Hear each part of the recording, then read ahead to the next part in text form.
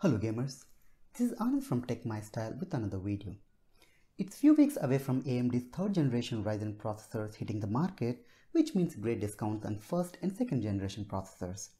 I opened PCPartPicker.com and started creating a list of parts for my super small, power-packed, budget gaming PC.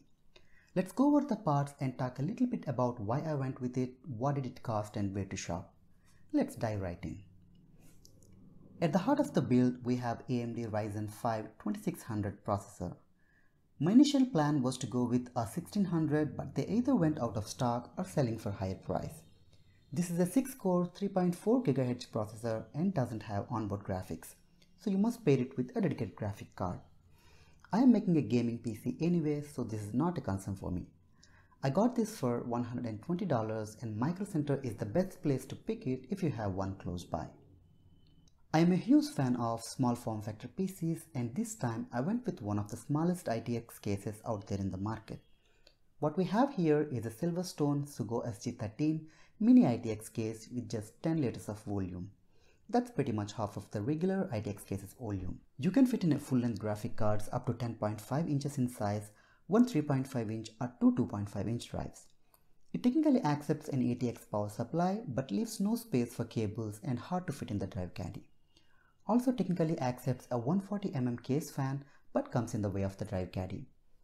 Please beware of these facts when buying parts for this case. This costed me $58 in Amazon. For the power supply, I went with Thermaltake Tough Power SFX power supply. This is a 450 watt fully modular power supply. I wanted to go with at least 550 watt, but SFX ones are quite expensive. Besides, 450 watt is ample for this configuration. I would highly recommend going with a fully modular PSU as we are dealing with the ITX case and a very small one in this case. This one I got for $93 in Amazon. For the motherboard, I went with ASRock B450 Gaming ITX. With the $30 bundle savings from Micro Center, I got this for $100, which is a great deal. It comes with onboard dual band Wi-Fi, gigabit LAN, USB Type-C, PCIe 3.0x16 and an Ultra M.2 slot for SSD.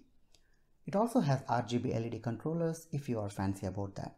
My graphic card choice for this build is Sapphire Pearl's Radeon RX 580 with 8GB VRAM.